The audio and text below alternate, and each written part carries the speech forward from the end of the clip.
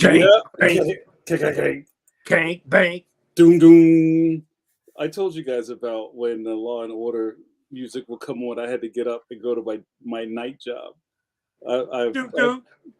I have trauma from that. It's 10 o'clock weeknights. Jamar, get up. Ugh. I would work all Okay. night from midnight to 6 a.m. and it was like an AMC or TBS marathon all night long of Law and Order, and that was my fuel, drawing so many pages of comics. And and there was a generation of people who were raised by Ice-T, and that's a whole other conversation. Well, hello. I'm old enough to remember when Charlie Rhodes used to be up with CBS all night in the 80s. Oh, and wow. So when I was working, pulling an all-nighter, they were one of the only things that so I knew I was in trouble if I saw Charlie Rhodes. You were up too late, right? You're up too late, yeah. Well, we could talk about some of that a little later, and also how, remember when television used to sign off at a certain time of night? Right. Yo, real quick, this is so funny. I used to talk to my work study students at the college. I was like, listen, I know you guys like all that, Faces of Terror stuff. Go watch Poltergeist. And they're like, what, the new? No, not the new one. Get out of here. The old joint with the TV. So they come back the next week, and I said, what did you think? It was like, we didn't get it. Why was the TV broken? Like, the TV wasn't broken. The static was because TV didn't go all night. It went off at a certain time. They're like, you would see the crying Indian, Jay Silverheels or whatever. Yes. And then you would see the airplane. The airplane, right? Mm-hmm. The airplane. And then it was, and that was it. You see the test banner. Well, what you see is not a test, ladies and gentlemen. Welcome back to Pencil, or not P2TO, or not P2 Pencil, PTO Pencil, your favorite Wednesday night live stream featuring real live, I pitched myself, real live expert cartoonists. Which one of us is playing Jay Silverheels? I'm going to leave that alone. Let me do the intros. Well, hello, my name is Jamar Nicholas, cartoonist in good standing. In the traditional book space, they call me an author illustrator. Among other things, I'm also a newly minted board member in the National Cartoonist Society. Well, hello. And I have some news, you guys. You may know me from Leon the Extraordinary, my Scholastic Graphics series. The next book is up for pre-order, Leon, Worst Friends Forever, in stores August 2024. Go cop it wherever books are sold. I'll legally. That's right. Yeah. Don't let nobody dub it. They can pre-order it now, like a year out. Yeah, it's up. That's awesome. It's up already. Go cop that. That's awesome. I would be remiss. I would be in remission, you guys, if I did not introduce. You know him. Do the belt motion. The world heavyweight champion of webcomics. That's right. The crown is heavy. You know him.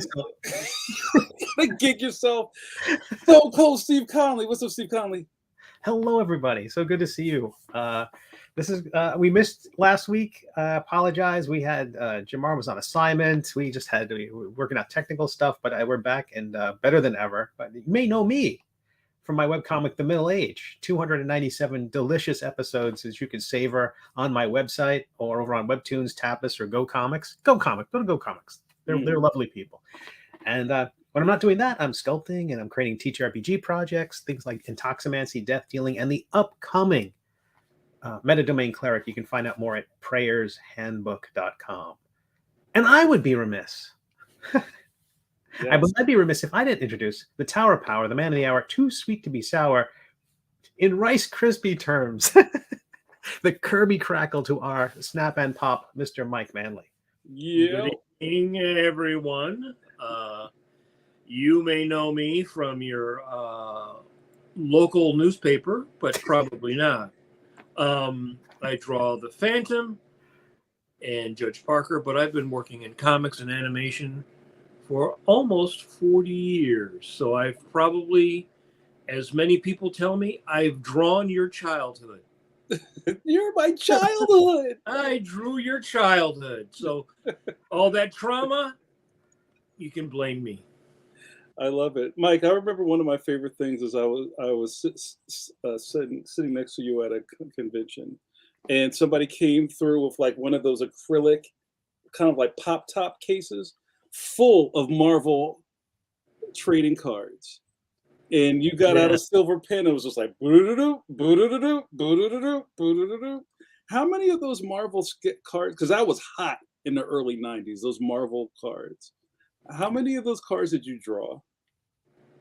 I think I don't remember how many all together, because there's some I drew, some I inked, and then I think there were like at least 4 series, maybe more. Yeah. And then I drew. There was a series where you drew original art on the card, and then they mixed that in with like chasing, send it back to them, like chase cards. Yeah, I did that. So that was a while ago now. And what about the foils? Because I remember there was a whole lot of foil going on back then, the holograms and all that other stuff. There was one series that I drew in pencil.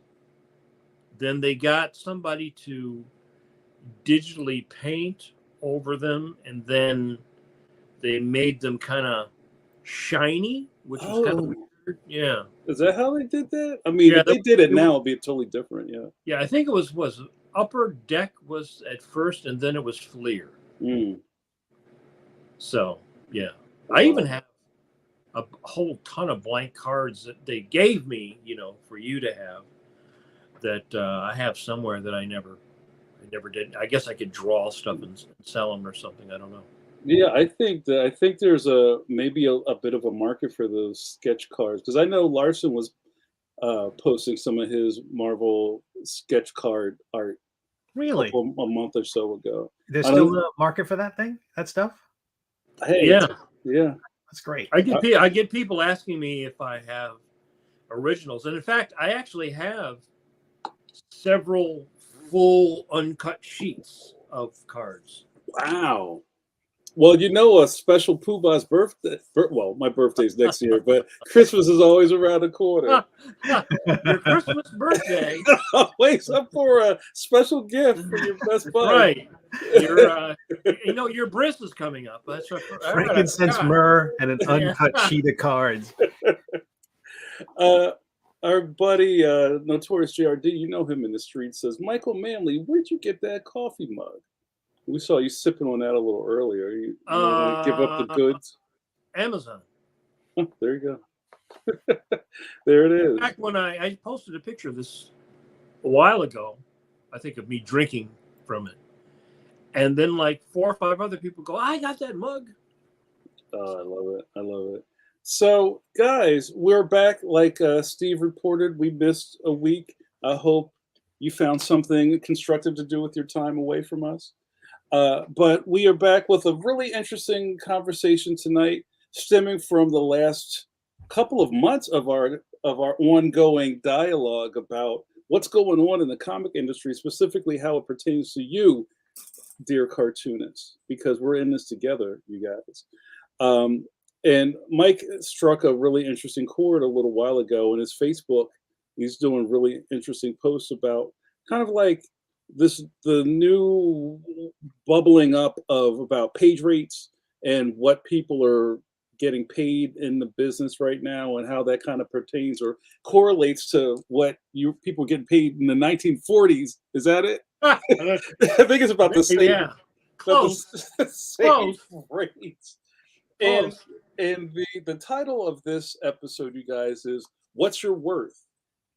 And I think that's a really interesting title for the subject tonight, because really all of the stuff that I've been seeing, and even that we're kind of having conversations about that's going on right now on the internet, may or may not pertain to you.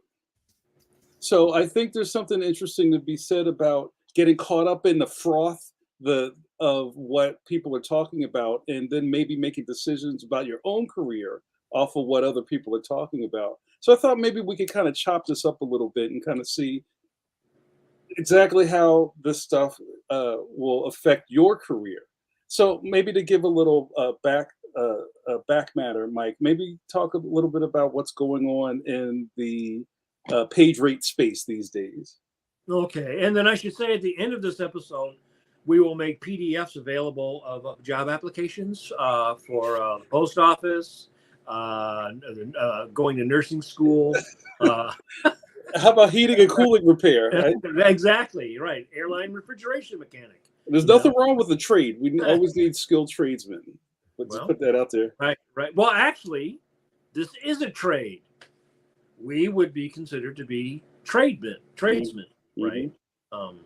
So one of the things I've always been interested in ever since I was a teenager and wanting to do this was the mechanics, the business side of comics, because it was very apparent that some cartoonists did very well. Some cartoonists did very poorly. Some people ended up being wealthy and happy and creative, and other people were kind of broken down old alcoholics. So it's been going around for a while. Was it last spring? It was the whole comics broke me thing was going around, which maybe was sort of the shot across the bow of this current, I would say maybe under 30 or 30s generation of people,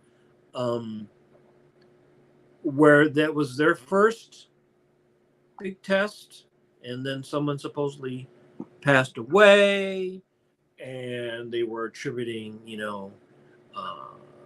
the page rates, and the fact that some cartoonists were not able to make enough of a living from just their page rate. Maybe if your wife worked, or your boyfriend worked, or your husband worked, or your wife worked, you would be able to, the other half would be able to cover.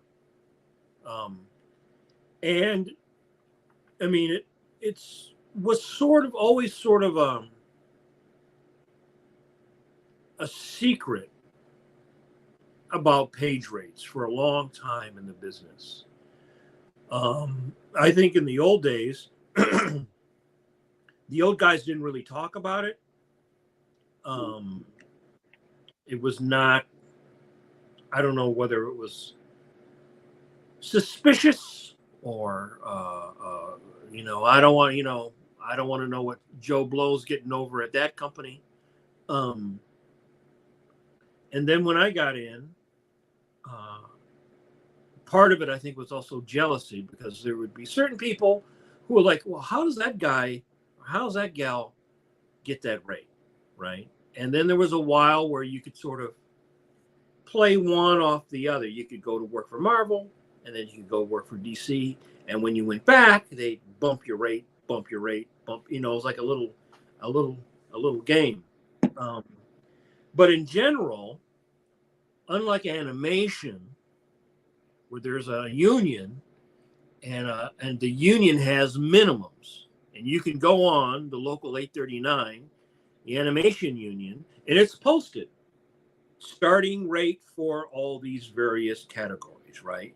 But there's never been a universal starting rate, or there's never been a place where anyone as a cartoonist could go and go like, okay, Marvel pays all this, DC pays all this, King Features pays this, et cetera, et cetera, et cetera.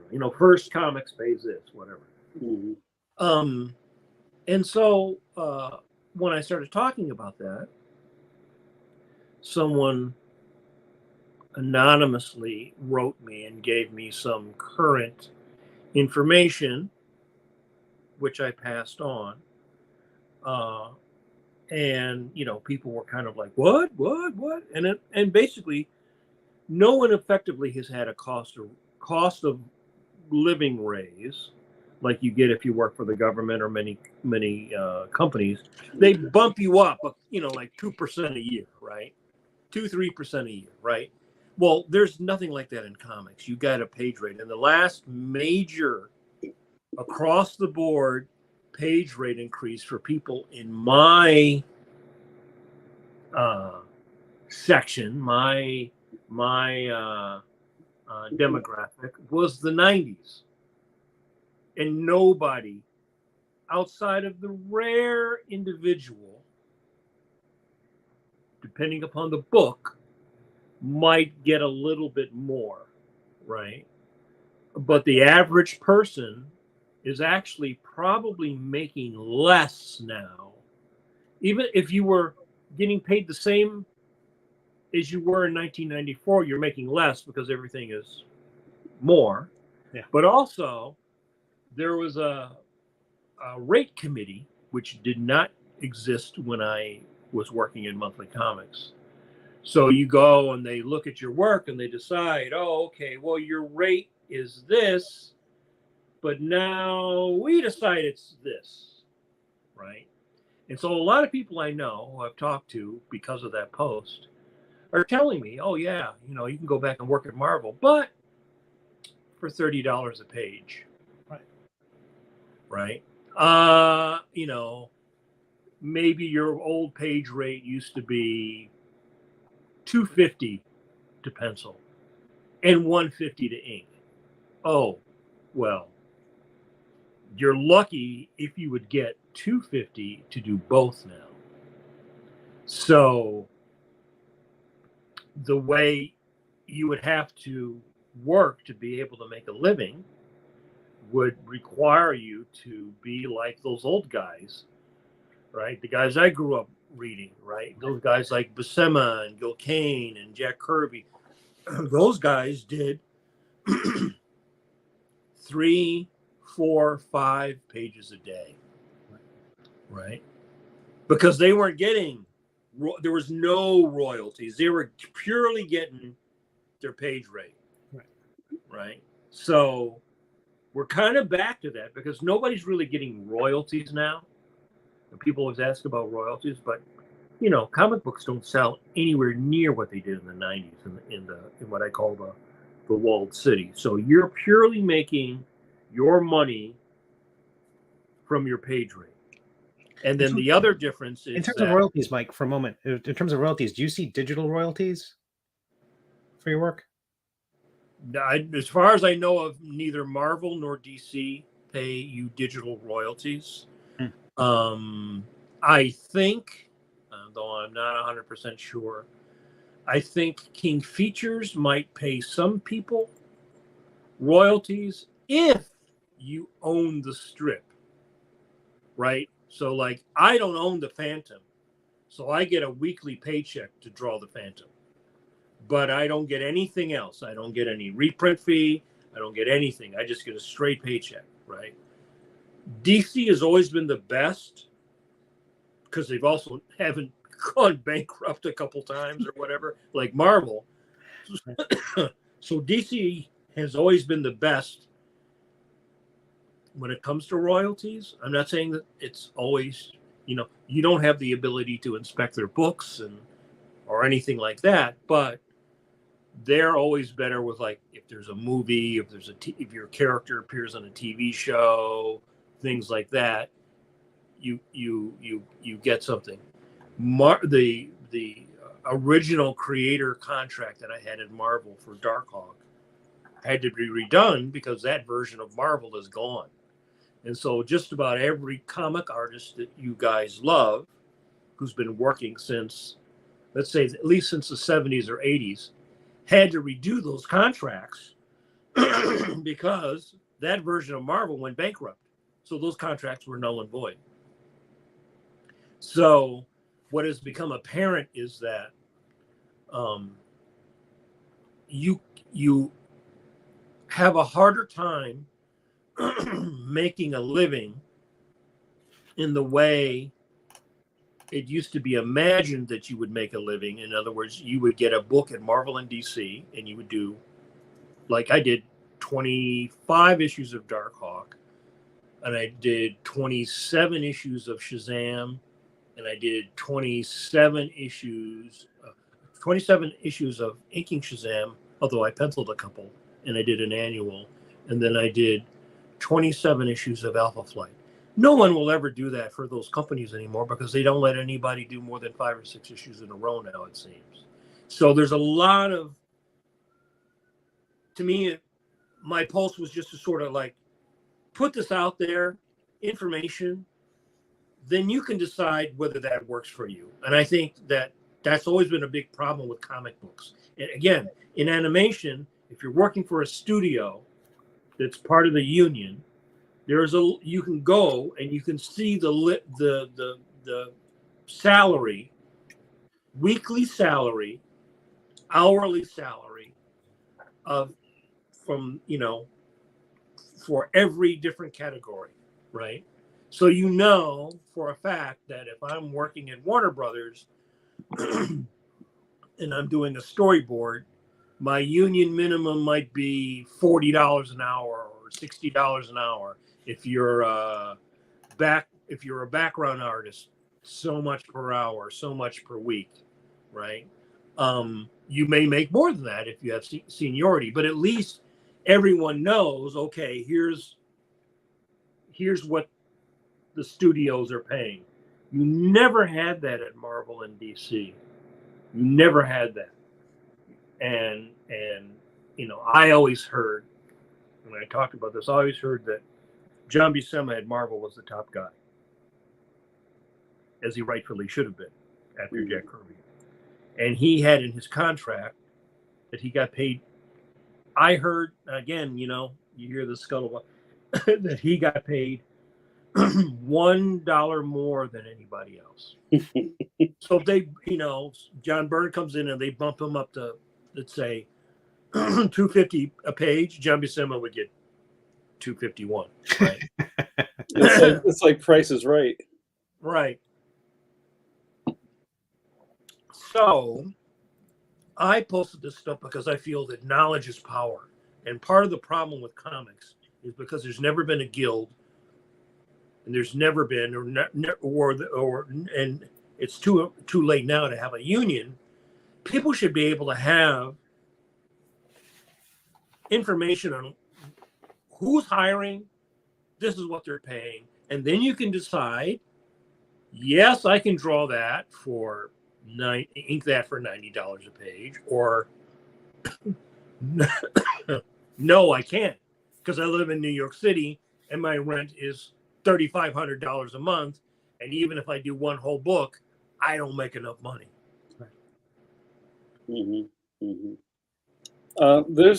We're doing some side loading of questions because the chat is starting to flare up. Yeah. Like a monthly flare up. So let's just start at the top here, and I want to put this out to Mike and Steve or whoever else wants to answer. Notorious GRD asks, is the fact that page rates weren't discussed as time went on one of the reasons they didn't rise with market value? Do you have an idea about that? I don't think so. I think part of it is that artists are jealous haters, right? That's a big part of art.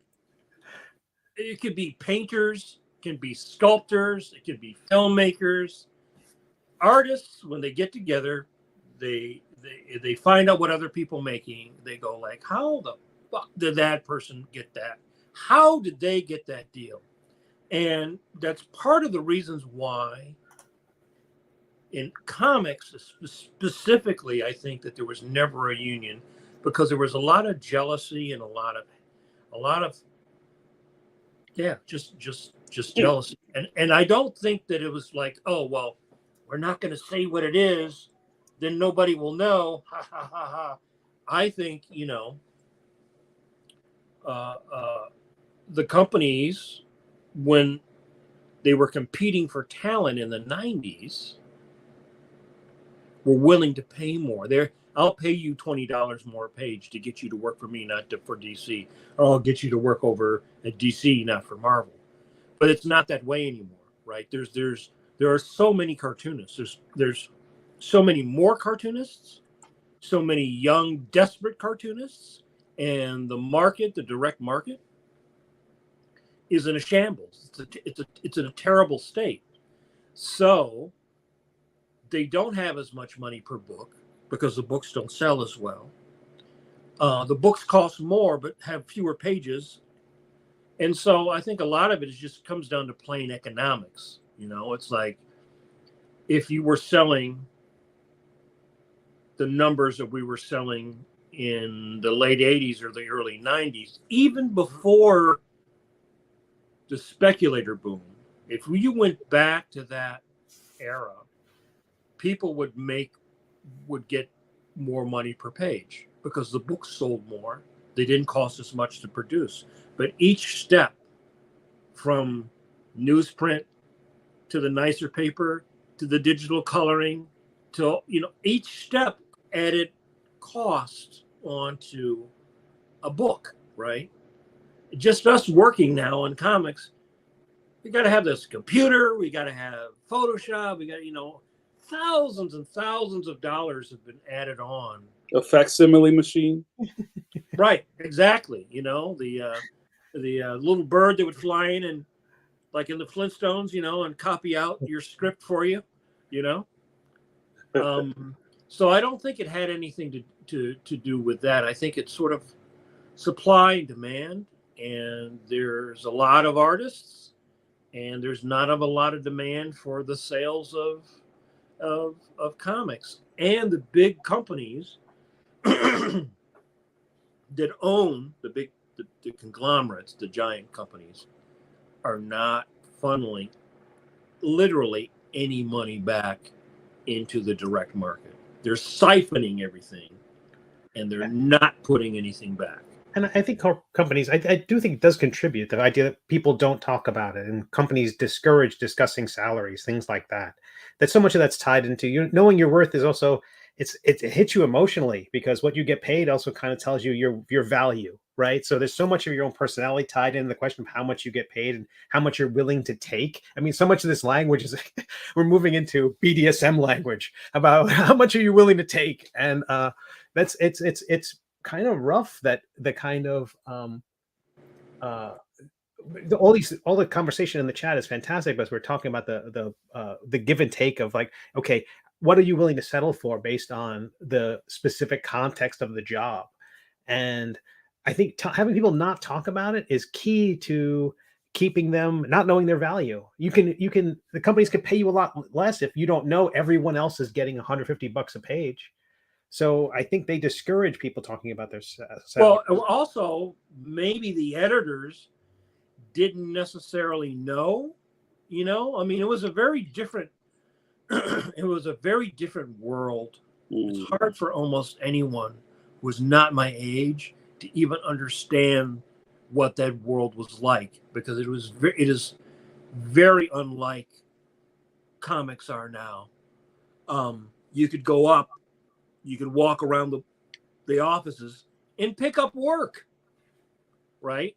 Hey, you want to do this thing? Hey, we got this thing just came in. Hey, you want to ink this cover? Hey, it was so much more just like loosey-goosey and open and laid back. It was not corporate in the way that it is. As soon as all that money came in, right? I always felt that DC was sort of like this secret handshake club, right? Like you got the rockets, got the scissors. I always felt like it was never as open as Marvel was. It was much more corporate, I think, in structure.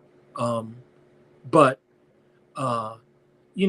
people didn't share that. You also didn't have the ability to, as I posted, let's say I'm doing an issue of Darkhawk and I can't ink it. Now I have, on one hand, the people I think that I would want to work with. So you'd have to ask the editor, and then it was up to the editor to decide that they agreed with your choices or not. And then just stick some guy or on the book you didn't want, right? Well, now we got email, so they could tell you, oh yeah, I called Klaus. Klaus is he's too busy, can't do it. Or I called him, he didn't call me back. Now we can just email, hey man, I got an issue coming up. Can you do it? Yeah. Right? So there's a lot more power in our hand to be able to communicate that used to not exist because you had to go through the corporate machine, which included your rate. Like my first page rate at DC, I think was 55. When I went to Marvel, they raised it immediately to 75. And then when you go back to DC, you go, well, my rate Marvel, okay, and they might give you 90, right? And so you ping pong, back and forth, right? That's a very different world than everybody being able to go on the internet and go, hey, I just got my first job at Marvel and they're paying me $30 a page to ink, but I live in Brazil, so that's okay, right? And so your worth was only sort of known to you if they desired to continue to work with you. There was a lot of things that you didn't know. You didn't know what other people. I didn't know what Walt Simonson was making or John Byrne was making. I would assume they were making more than me, but I have no way of knowing. You have, because artists weren't sharing that kind of information. Like I said, in animation, at least in the union studios, you knew what the minimum everybody was making. Now, maybe, of course, if you're an experienced director, you're not going to get the minimum.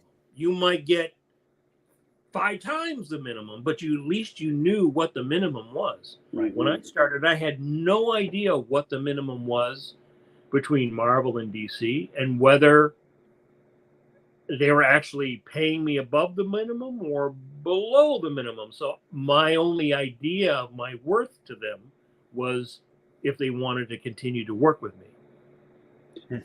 What do you think about, as I just had this little bird flew by my brain stem, what if comics was more like Major League Sports, where it was a public knowledge of people's salaries? This just in, Mike Manley signed to a 2-year contract for $2,000. $2,000. Well, I don't think that would really work. What kind of really screwed the pooch was when royalties came in. When royalties came in and editors were also getting money based upon the performance of certain books, that really started screwing stuff up. It screwed up relationships, it screwed up friendships, it screwed up loyalties. And that really started changing things. And then when the Image guys left to form Image, I think it was pretty much a concrete editorial standard at both Marvel and DC that they would never allow artists to ever again gain that kind of popularity and control. And nobody has since then, working for the big two, who are not so big. That's also another thing that I saw this week. So I think you have to decide, and just it's a very simple, clear way, if what someone offers you is A, something you want to do, B, because sometimes you get a job that doesn't pay a lot, but you get something else out of it, right? You get something, you might raise your profile, it might be a lot of fun, you may get to work with somebody that you want, it may allow you to show a facet of your work that you haven't had the opportunity to show. So it's not always a direct money number, But of course, at the end, if you are supporting yourself, it has to add up financially. So there's a lot of ways to sort of skin that, because I've done work for companies. So I would say like Claypool. I loved working for them. They didn't meet my Marvel or DC rate, but then I got to work with people that I liked working with. So, right. And I think there's something there where we have all these conversations cross-pollinating about page rates this, page rates that. Now, I want to say it goes without saying that not everybody's paying Marvel and DC rates. If you just open, even they aren't. well, I'm just saying if you just sign something with Mama's Basement Comics, and you were like, well, what do you mean you're not paying me $150 a page? You know, But then Mama comes over and like slicks your hair down. You look good. Gives you a sandwich. you know what I'm saying? So like also we need to just be kind of on the same plane here. You know, are we talking about comics pays this is what I think a lot of people may hear, or you know, or the big guys up here don't pay enough, or almost at the same rate as the little guys. You know, what are we talking about here? I think we're talking about it all because I think, you know, there's books at Marvel that I hear they're paying people $50 a page to draw and $30 a page. I mean, I have a guy I've known for 30 years, and he went back to work at Marvel, and they said, okay, well, you could work for us, but you could, if you could ink pages for $30 a page, sure. Right. I had a lot of people write me, off site and relay stories, many stories like that, where it's like, you can work for us, but yeah, you used to make $250 a page in the 90s. No, we don't have anything like that here for you. Or even bluntly, basically saying, we don't want your kind here. We're not serving your kind here, right? No need to show up anymore, which is unkind and brutal, but at least right? At least if someone throws water in your face, at least you're not always going like, should I do some more samples? Should I float some more samples? Should I go to the show? Should I get the expense of flying to San Diego and taking my portfolio and schlepping it around and trying to see if editors are there? And I can be like, hey, remember me? I used to work for you, It can be a very humiliating experience for people to have to go through that if you've been in the profession a long time.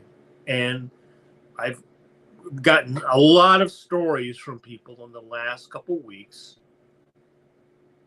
since I posted that are like that, which is unfortunate, but you can also, it's like, that's a condition of the business. And if you don't pay attention to the big picture, to the environment, the business environment, then it's very easy to fall afoul of the conditions, and it doesn't matter whether you think your worth is that. Does the company also feel that what is your value? I've always subscribed to the thing that you have to value yourself more than they value you. You have to always be aware of that and manage that, because any company will tend to put you where it's convenient for you to be. If you're hot, they want you. They put you where they'll put you on something hot. Things change. You're not so hot anymore. There's the new kid, the new kid in town. they'll get the love. You won't get the love, right? So you have to really pay attention to all that stuff. And your career is your responsibility, not their responsibility. And I see a lot of artists sort of feel like, well, no, you owe me. Right, you owe me. Right. They don't owe you shit. No one owes you anything. We're changing the name of the live stream to that. Right. Wednesdays at 8 p.m. No one owes you anything. My first real lesson with that was right when I was breaking in, when Kirby was in that litigation with Marvel.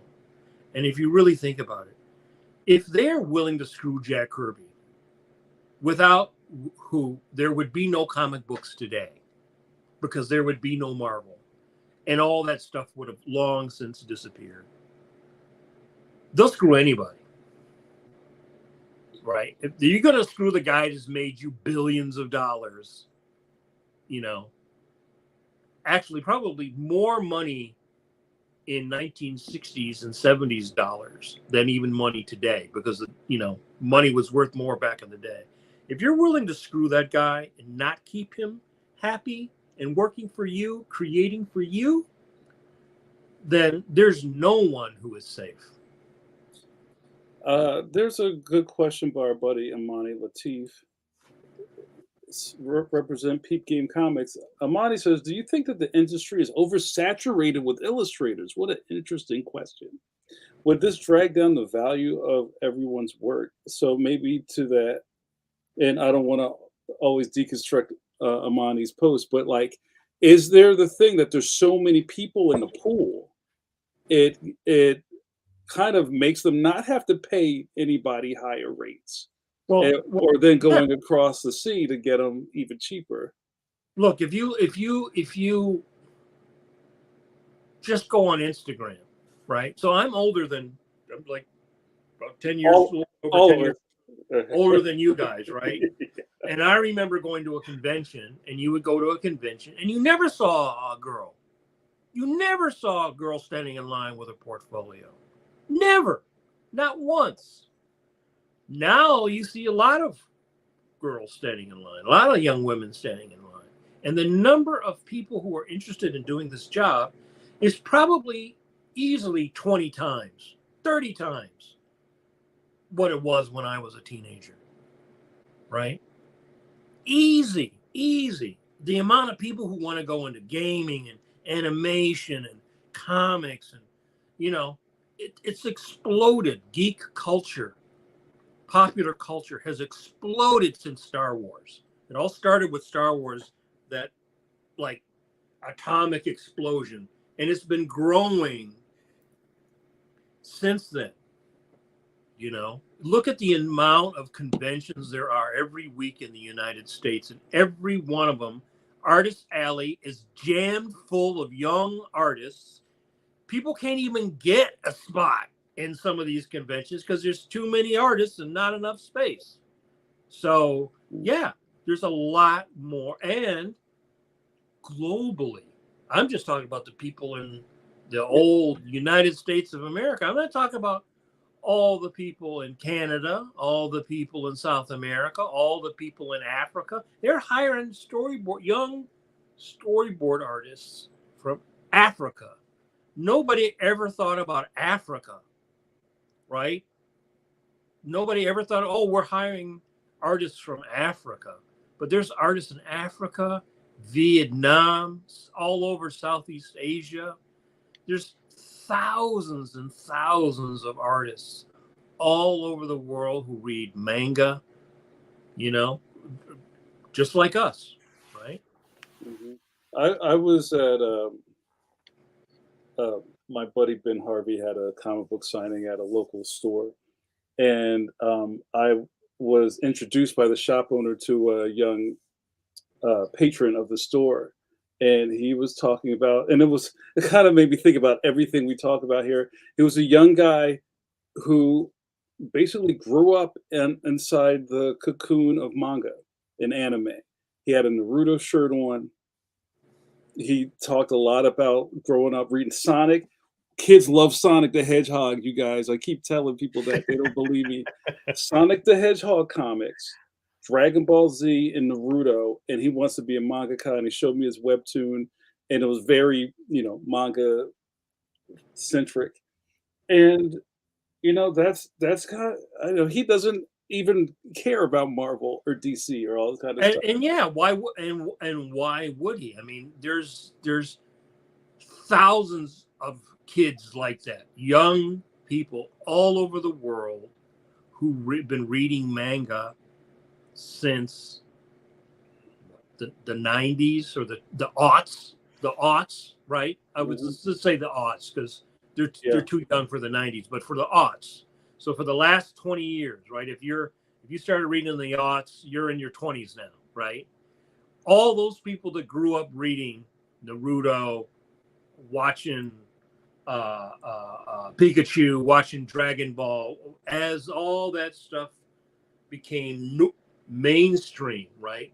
Old hats are like, what? Oh, this new fangled manga. They're all like still thinking that it's like some new thing. It's not new, right? It wasn't new in the 60s. I saw Kimba in the 60s as a little kid. That was anime. It's normal. Mm-hmm. It's normal. I mean, you look at Netflix, everything looks like anime.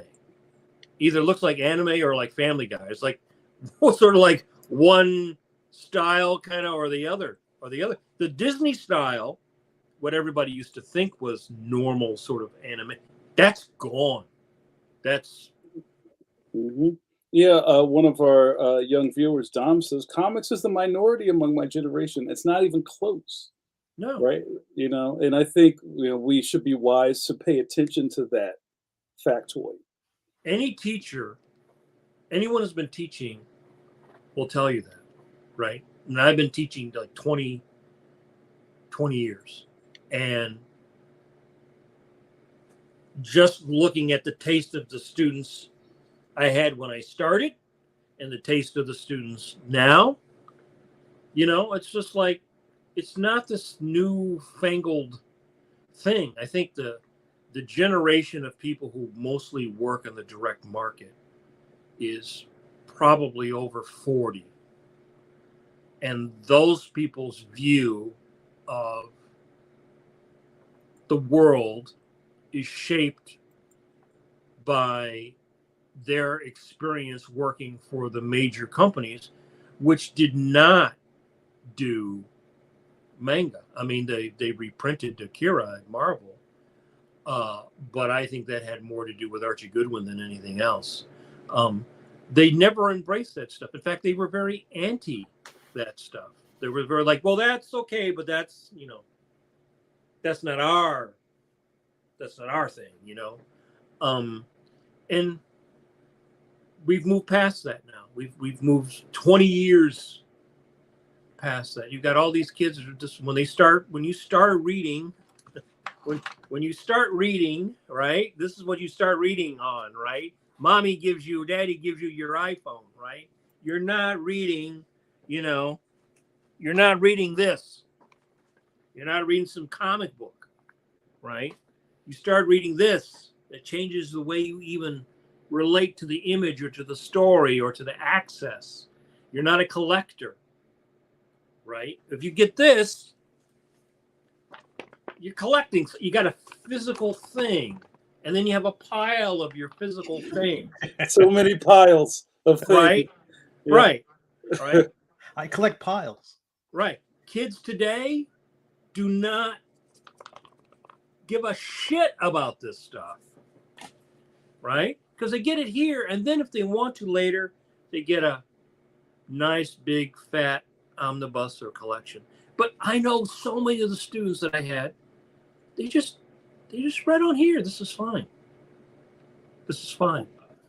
So I want to make sure that we're staying on topic here because there's so much of this. And JRD just had a really interesting thing talking about, I guess, supply and demand. And I want to read both of his, and I got to kind of go backwards a little bit because the chat's crazy. So speaking about illustrators and like the oversaturation of people who know how to draw, who are trying to get into the industry, he asked, but if there are enough stories out there by writers needing illustrators, is that really an oversaturation of illustrators? Or is it an industry like fast food just not wanting to pay its workers? And just the last part of that is, for example, fast food franchises don't pay a lot because they feel workers are out there and anyone is replaceable. The companies feel like illustrators are the same, like fry guys. I don't think that there's like this calculating supervillain, mastermind. There is no mastermind, right? There is no mastermind. One, because they dump editors all the time. There's a constant churn within the business, right? There's no Stan Lee. There's no overarching person at any of these companies. Tell me what Jim Lee's publishing philosophy is. We don't know, right? It's not like Stan in the old days where he's writing his little thing and getting everybody to believe in the three-ring circus, the fiction of what Marvel was. It's not like that. That's not like that. I don't think that they're thinking that way. And finding someone who is motivated and reliable to be able to draw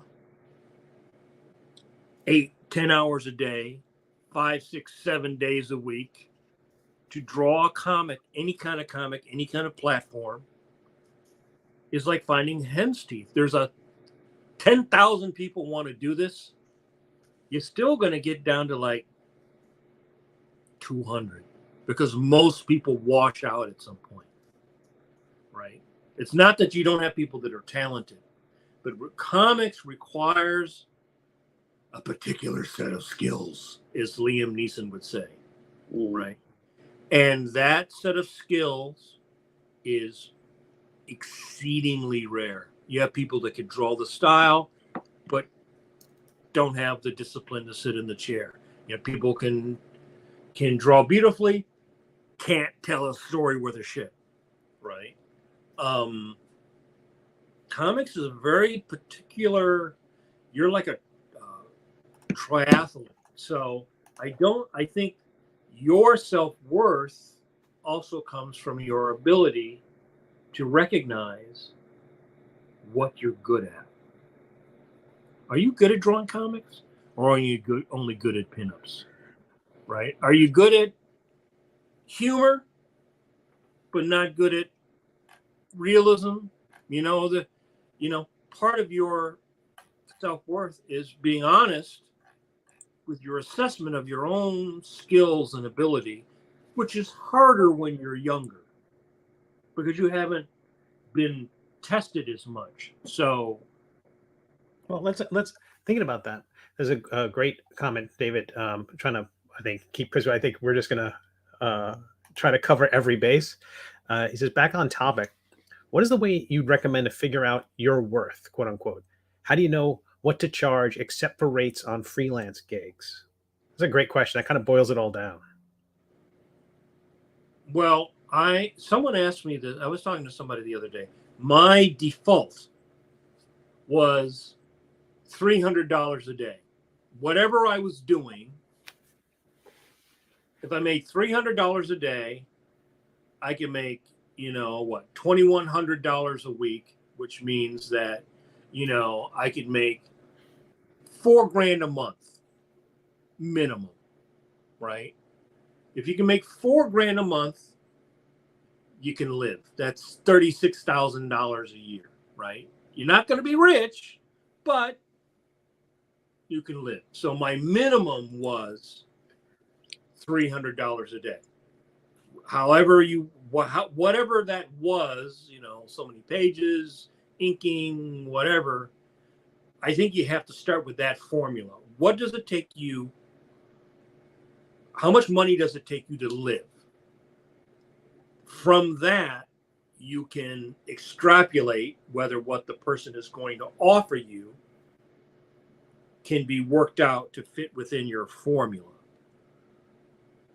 You know, Yeah, that's because I think until you also gain some footing and some notoriety and some demand, interest, it is hard for you to say, well, what is my self-worth? Because you don't have anybody giving you any validation, right? So I think if you start there, go, okay, well, how much do I need? You know, my car note is this, my rent is this, my internet is this, yada, yada, yada, yada. Okay, I need to make X amount. Then you can say, this guy wants to pay me $40 a page. Okay, I got to have a part-time job, which then, you know, so to me, it's simple addition, you know, simple multiplication. right. Did you ever thought about that, Jamar? Yeah, I have plenty of thoughts, and David asks as well. So, you know, I kind of look at this as a tiered thing, and I think it's easy for us to kind of go, okay, in 2023, this is what I need to make rent or make things happen because you've been in the business for 10, 15, 20 plus years, and you know how a year susses out because you've been in the trenches that long and dealing with fires and floods and all those things that come with it. I wanted to try to look at this from somebody who's just getting in. And this will be my little layman's idea of this. Thinking that there are people that are just really, really excited to even be asked to do anything is already kind of messing up the pool, right? Hey, I don't want to pay you anything, but would you do this project? Yeah, where do I sign? Right. Yeah. Right. So then you take those people and then you give them 2 or 3 years where they realize, hey, you know what? Maybe I should be getting paid for this. Right? Or their girlfriend's like, wait a minute, how much are they paying you? Would it take 3 years? Well, I'll be generous, you know, and then you kind of figure out in your head, oh, well, you know what? I really can't sustain this. I need a job while I'm doing this job. I'm going to have to ask for something else. And then that's kind of where it starts. You start to realize your worth when you're not getting anything. And I say a lot of times to young artists, don't do contests, stay out of Fiverr and all those kind of like little like get rich quick hustle gig things because they're just kind of messing up your algorithm. So, you know, after project after project after project, you're going to start getting more comfortable with figuring out what exactly you need for what you do. And it only comes with experience. It's really hard to tell somebody who just got out of art school, you know, you should be getting $500 a page. Really? That sounds amazing. Well, also people hear stuff, but they hear the extreme of it. Like one of the things you were saying there that I think is also really important is you hear a lot of stories about young artists who don't really know how long it takes them to draw something. Right. So an artist, I hear a lot of writers say, I can't get anybody to finish my stuff. I keep getting these artists and I give them something and then they disappear or whatever. Yeah. Right. You know, all of that stuff kind of adds to it. And you kind of do this dance long enough until you realize, you know what, for a year of working at this pace, I need, like Mike says, $300 a week. I'll be fair. You know what I mean? Not a day for most people. Like I need to make rent. So that's a good place to start. So what do I need to be making this whole month so that I can come up and still buy my ramen? You know, and the older you get and the grayer you get, the more that number probably goes up. The more family you have, that number goes up. You know, and I think it was maybe David and a couple other people, and maybe Chris in the chat were saying, you know, being in this business long enough, you know what you're willing to take on. Sometimes you do things like Mike said, just for the fun of it. oh wow, I'd really like to work on a character. I know they pay peanuts, but I'll do it as a pro bono thing, and you're still controlling your direction, but not necessarily wishing for Marvel and DC to give you like $250 a page. You make your way, and that's kind of how you figure out your worth by being in the game long enough to know what your worth is. I hope that's not a roundabout answer, but that's kind of where I'm coming from. Well, the other I think thing that stitches onto that, and this is something I talked about in one of the posts, was that so when I got my Batman money, I decided I wanted to self-publish. So I spent the money, incorporated, trademark, did all that stuff, and I started Action Planet. I self-published. I didn't make money off of it. I didn't become rich from my self-publishing. But what it did is that it changed people's perception of me, changed my perception of myself, and then I ended up developing I had opportunities to come from that.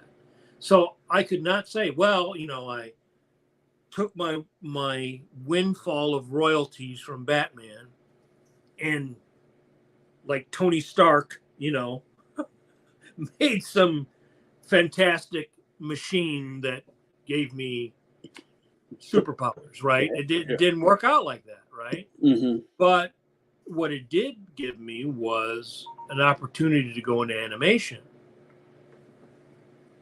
a whole other career that never would have happened maybe if I didn't believe in myself and take that risk to do that.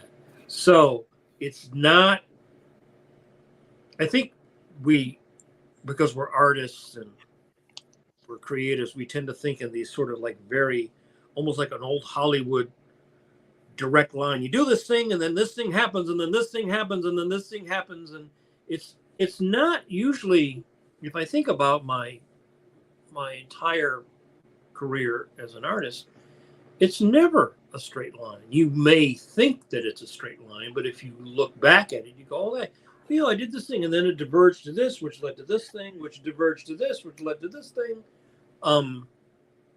So you may think an opportunity might not financially be worth it, but you may end up getting something out of it that you could not have predicted if you had not been willing to take that risk. So again, that's part of you deciding is it worth it to you to take the risk to do something that may or may not pay off, because there's ways of things paying off that you cannot predict. And I use Draw Magazine came out of that, right? Because I self-published.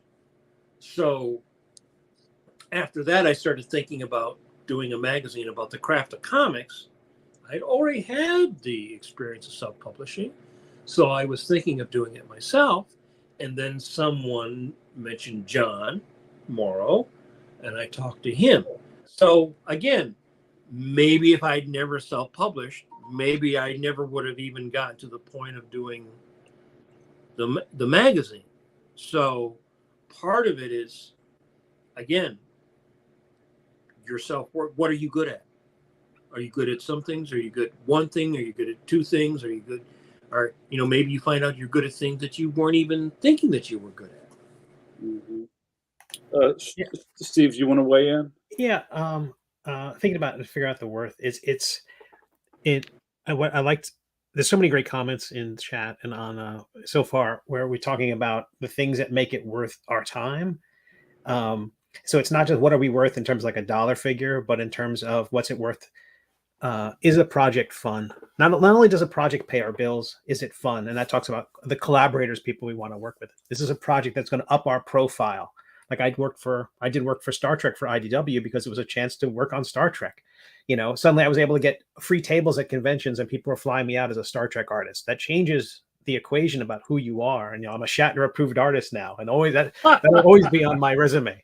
And the other things like will it make me a better cartoonist? Is this something outside my wheelhouse? Is this something I'm comfortable with? So I mean, the fun part is usually something that's in your wheelhouse. You love to do that sort of thing, but maybe you adjust your rate because it's going to be something that's going to be, man, I've never done that before. I've taken a lot of projects because I've never done that before. Let's do that. Mhm. And yeah, so the question is like, is it worthy of my time? So it's not just about it, uh, I have always worked on other gigs to afford me the ability to do comics, because I love doing that. I think that's my long-term plan. It's what puts me on, it's why I'm on this planet, is to do comics.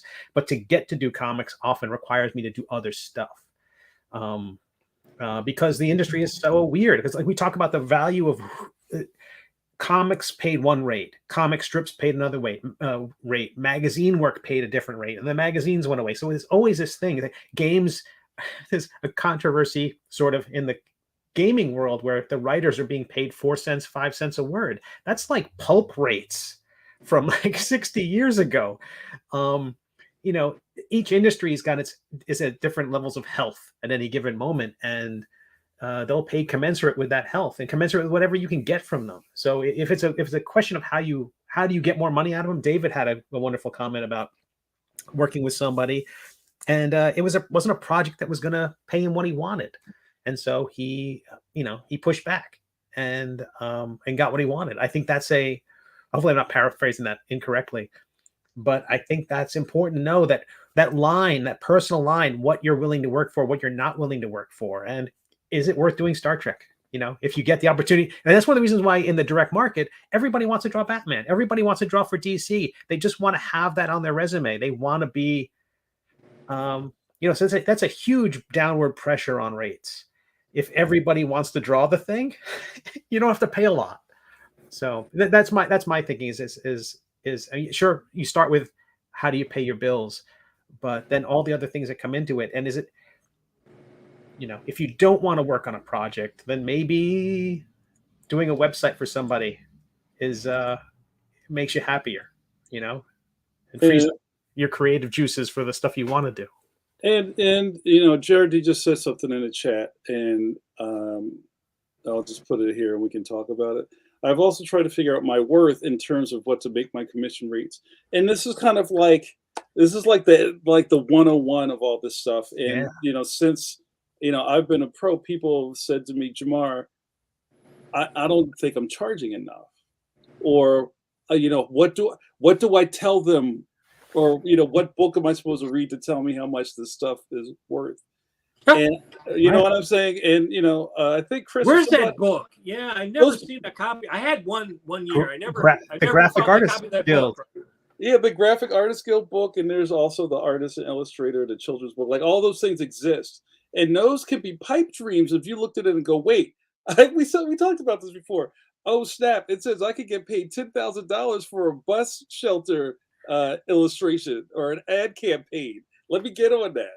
Yeah. If you can get the work, that's fantastic. But for most of us, those kind of things aren't real. You know what I'm saying? And there's never been one. Yeah. For comics, there's never been a Graphic Artists Guild version for comics. That was part of my reason why I was doing that post, because everybody here, I heard so and so got that. I heard so and so got that. You might have some friends, and they will tell you what I got paid, or they will tell you don't work for those people because they'll rip you off. That's more true than anything. Right. But there's never been a reliable source of specific information. Is always, I heard so and so got such and such, right? Yeah. And it's like that Norman Rockwell illustration where it's like, this person tells this person tells this, by the time it comes all the way around, right? People can't relay information beyond 2 or 3 people without it getting distorted in some way, and so I feel, honestly, if everybody did that, if you relayed some real, that's what I tried to do, like real me, not I heard somebody. I'm trying to relay information from somebody to go, this is what I got. This is what they told me they were giving. If you can work within this,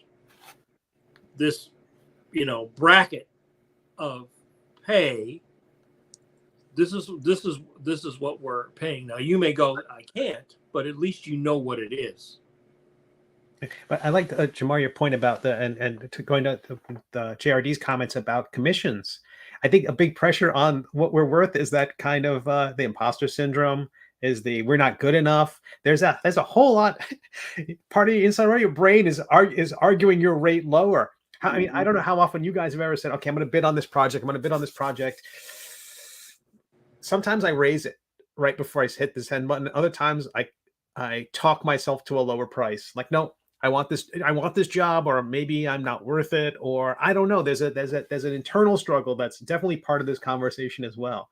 Mm-hmm. It doesn't even get to the second person, and you're already fighting with yourself. Well, you know what? I don't mean to cut you off, Steve. Go ahead. Oh, no. That was it. Well, I think another part of this is that it's great that we're having these conversations, and the chat is talking a little bit about like, well, yeah, everybody would probably be better off if more people talked about this stuff, but there's always fear of retribution. And especially if you don't have a lot of cards you're holding anyway, you don't need to be on anybody's blacklist. Thou shalt not mention the page rate. I'm saying, you know what I mean? And that's a big thing that us older guys are still kind of dealing with. It's like, well, wait a minute, these young guys are out here just playing everybody's tapes in public. Twitter's hot. The tea is hot over in Twitter. That was a thing. You're right. That was a thing when I was younger that you didn't. There was retribution. There was. I had an incident where I was promised a book. I didn't get the book. The editor took the book away. I went and talked to the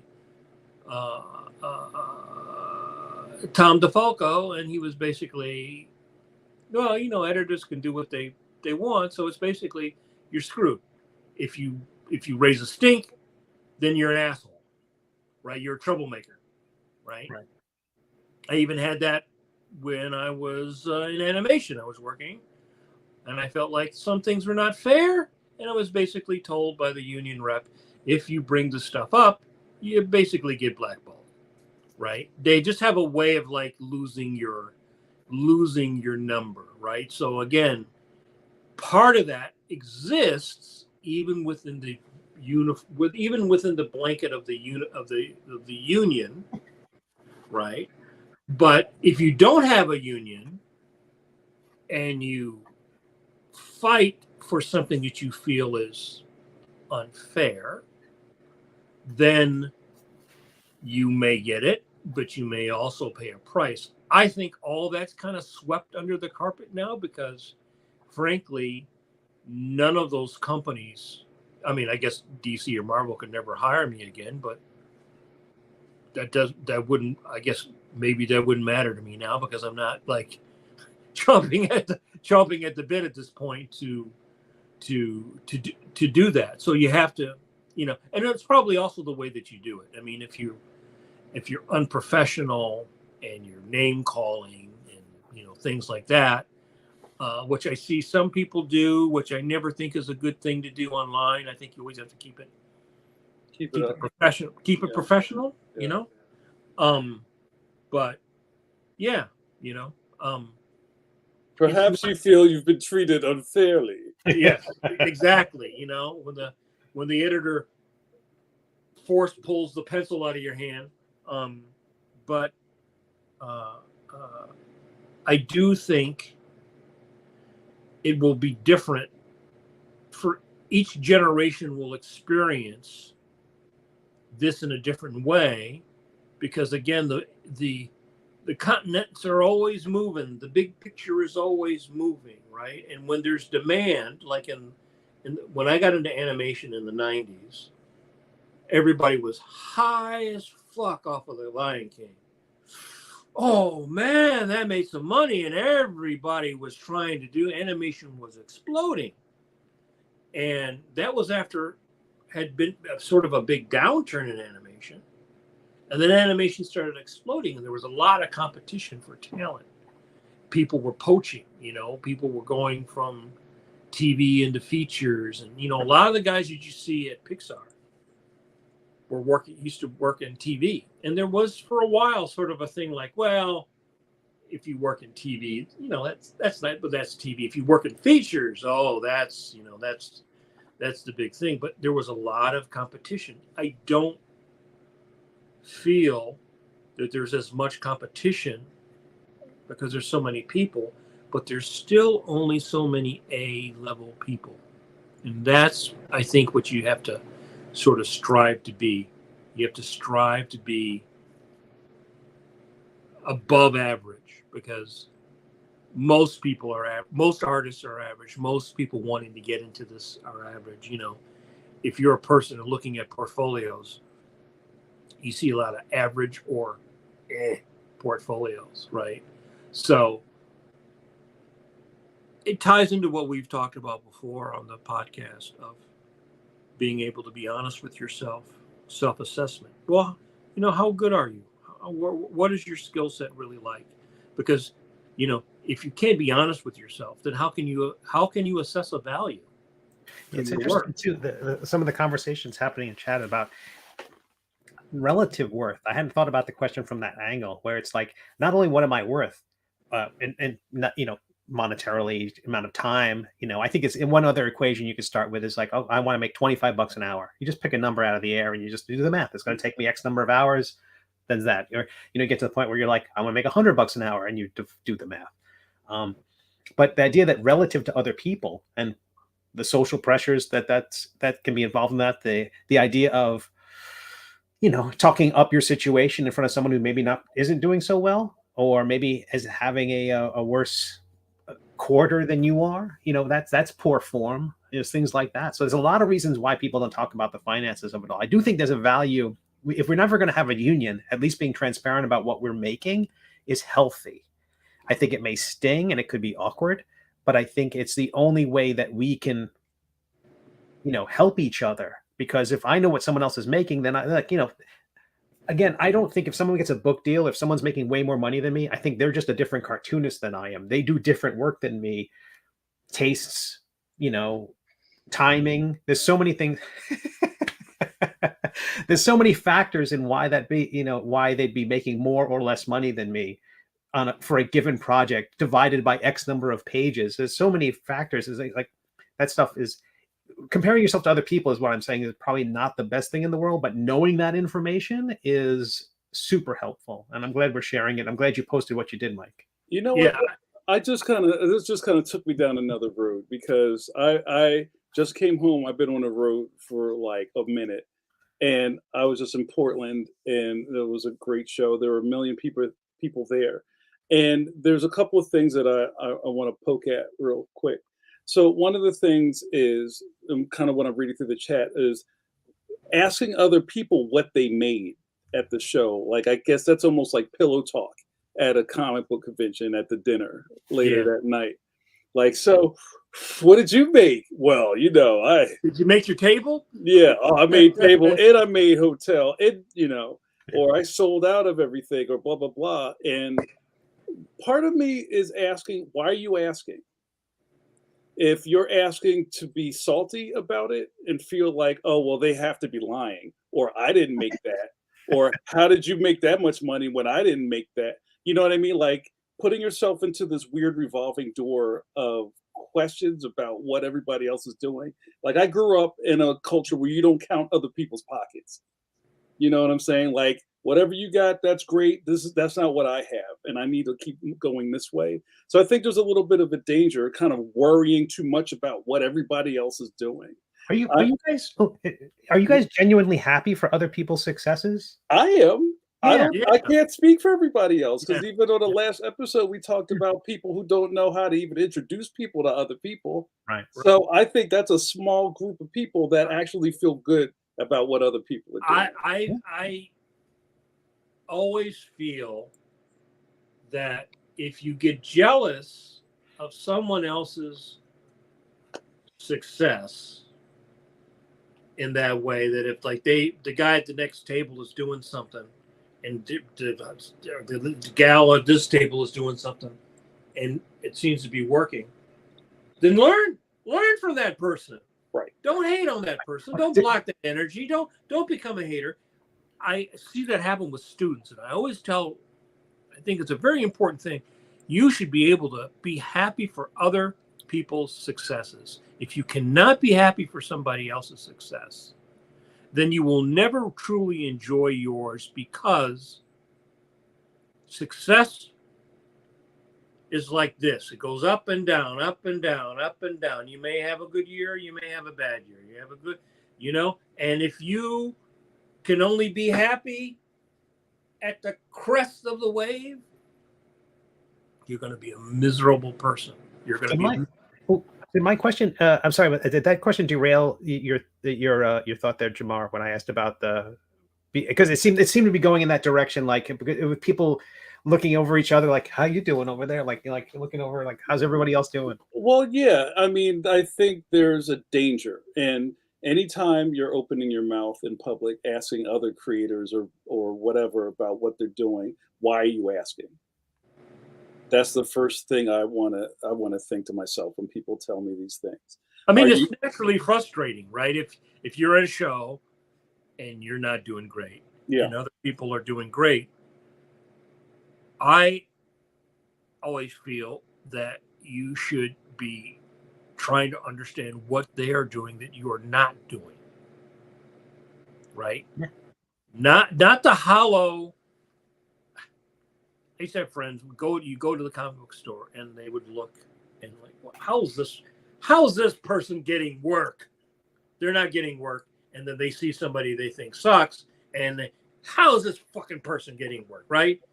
That is understandable, and it's natural to feel like, well, this person, but you know what? That becomes like a bear trap, because then what happens is you get filled with resentment, you become negative, and then usually that doesn't lead to any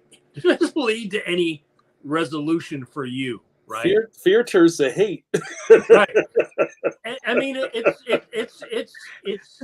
it's funny and it's true, but it does, because if your mind is consumed with that and not looking at what, a lot of times you may look at an artist or a writer and you go, I don't like that person's work, but that person is very successful. And I'm not talking about momentary success like some people we know, but I'm talking long-term success, because momentary success can literally be a fluke, but long-term success, that person is doing something maybe that you're not doing. Maybe maybe they're good at something that you don't pay attention to, right? It could be, there's a lot of factors that go into that, and that, to me, that's also part of building your self-worth, is to look at someone, maybe you don't even like their work, you don't like their stuff at all, but they're successful, but they must be doing something, right? They must be doing something because they're successful, right? They're and again, not momentary flash in the pan, but long-term success. If you can figure out what they're doing that you're not doing, then that's like, you can can I add that? Can I add that to me? Will that increase my self-worth? Yeah, you can see a lot of cartoonists in the 90s where I think it was it Herb Trimpe, like for a while there, he was sort of emulating the sort of hot image style, and you can see that in his work and trying to follow that trend. And it didn't work, and the lesson for that is that it didn't work. It made him unhappy, and his self-worth was harmed by that. And there's a lot of stories of people of that generation who did not, or were not able to form or move along. And part of that is a lesson for younger people, right? That's a lesson for me. I would use somebody like Don Heck, right? Who got trashed, I believe, by like Harlan Ellison or somebody in an interview in the 70s. And then it was sort of like, oh, Don Heck is bad, right? And then it crushed the guy's self-confidence. And then it's known that, oh, this guy's work isn't cool. And no one's going to try to help you. No one at the office is going to go, well, wait a minute. That's not true. I think this guy just needs maybe a few pointers. People are busy, man. They're not gonna sit down with you. Rare is the person like an Archie Goodwin or Mark Grunwald who would actually sit down with you and go over your work and help you improve and give you pointers. That era of editor is really gone now, right? And so for a young person, you count yourself fortunate if you have someone who's willing to take the time to help you improve on your stuff. Because in general, that's one of the lessons you sort of learn. It's like, if I can take you and plug you in, great. I can't, I plug somebody else in. And nobody tells you that. There's no handbook of cartooning. There's no handbook of there's no common path or handbook or apprenticeship. When you're a medical student, there's a very sure track.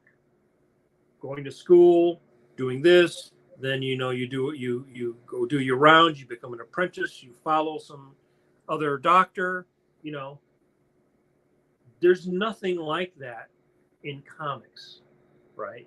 Everybody sort of has these some similar but also random experiences, and so there's no sure way of learning this thing, right? So if you're that's a young kid you met in Portland, he doesn't know anything probably about that stuff. He's not probably looking at comics in a historical way, maybe not even manga, something he seeks to do. Maybe he never will, right? Or maybe he'll come to that as he goes on. But that's one of the things that I've observed, that I learned as a long-time artist, is that these are things you have to have an intellectual curiosity, I think, about that. Right. Because no one long-term gets that kind of like there's no coach. There's really no coach for being a cartoonist. There's no Vince Lombardi. You know what I mean? There's nothing like that that's going to take. I'm used to shaping young bodies into strong cartoonists. We don't really have that.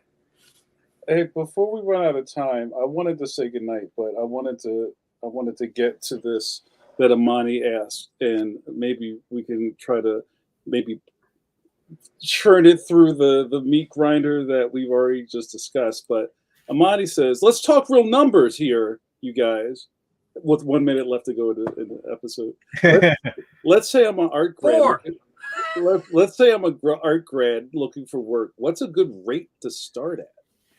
How do you boil that down, Steve? You have a good idea for a young art school graduate? I don't know what the gig is. $25 an hour. That works out to be about $50K a year. If that's what you can live on, find that. I'd say start there. I'd say if you're good, you're worth it, and at least that, and start there, and don't accept less if you can. And if there's any naysaying inside your head, give it the day off when you're asking for that money. Because if they can recognize your work, if you're really bringing something unique to the table, then you're worth it. That's really what it comes down to. If it's between you and somebody else, and the art director can't tell the difference between your work and their work, then what's going on. So, but if they can recognize your work and they want you, you can ask for what you want. I want to throw something in here. Say you do a thing. I'm going to be real vague here. Let's say that you are the man in your town that draws all of the artwork on everybody's chalkboard outside of their business, up and down the main street, and you did somebody a solid, and you did it for $20. Now everybody on the block knows that, oh, you're the chalkboard guy, and he only charges $20. Right. And everybody's hitting you up, and you're saturated with people giving you $20 gigs. You should only be sustaining that for a little bit of time before you go, you know what, it's $100. Yeah. You know what I'm saying? And if you ever feel like you're stuck getting paid low rates because you haven't opened your mouth and said you need more, then that's really on you. Because nobody's going to. Go ahead, Mike. Well, that's what they call perception of value, right? Mm-hmm. Which ties into self-worth. What is your perception of your value, right? And I think if you have a good school, you might have a business class, because all artists need business classes. But your perception of value to other people is actually more important than your perception of value to yourself, right? Like when a plumber shows up and the toilet's backed up, nobody goes, what is my perception of value? The plumber comes in and goes, $127 the first half hour. Yeah. Here, right? And I think we can learn from other trades in the fact that what is your perception of value? I mean, Armani's question is not directly answerable in a right, like a line, because someone may come to you and go, like, I need a business card. I can only pay $50. Okay, it's going to be easy. You do that. Somebody comes to you and go, I need a storyboard for my cartoon. We're independent,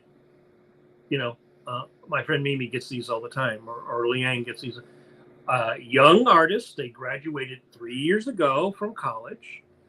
They're both working, but they still get plenty of people that are in their wheelhouse that approach them and ask them, hey, I love your stuff. We're doing this thing, but we can't pay what Disney will pay, but this is what we can pay. So then you weigh experience, portfolio versus paycheck, right? Because that's how everybody starts, right? You start by weighing experience, portfolio, and paycheck, sort of like the three things that you have to balance. One may be great pay. You don't want to do it. You don't like it. It might be really awesome. No pay. Well, you don't like that. It may be really awesome and great for your portfolio, but it's sort of that's that calculation of like good, fast, or cheap. Pick two. There's got to be a similar diagram for the kind of project we're talking about, whether it's fun, whether it's the collaborators, whether it's going to up your profile, or whether it's going to pay you well. You pick two or something like that. It's going to be fast. Right. I still do this thing once a month. Only once now. This is me having self-control. I do a project for a very low rate. Usually it's someone who's saying, hey, would you do this project? Do a variant cover for me or something like that. I'll do one a month, because I used to go, oh yeah, I'll do anything. But 12 a year, that's it, because it's time I'm not working on the middle age.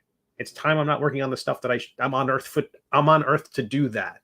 And if it's taking me away from that, I have to charge people. They have to pay if they're going to take me away from doing the thing I'm here to do. Right. And you also have to gauge the other person's reaction, right? If you say, I feel that this is worth my time, and you explain to them it's worth my time, and they're still like, oh, well, my cousin will draw that for, my nephew, then get your cousin. Yeah, Chuck it. yeah. That sounds like a great cousin. Yeah. Right. Yeah. Support your Chuck it. family, for goodness sakes. Right. Yeah. That's You know, right. and they play on young artists all the time with that kind of stuff. And on old artists. Right. Right. But I mean, usually you smell those people. Yeah. You smell those people coming. So I say it's the balance of the three things, especially when you start. Everybody wants opportunity. So do you weigh the opportunity because it'll give you exposure and give you something to show people, right? Or will it pay you a lot of money, but maybe you don't want to show it?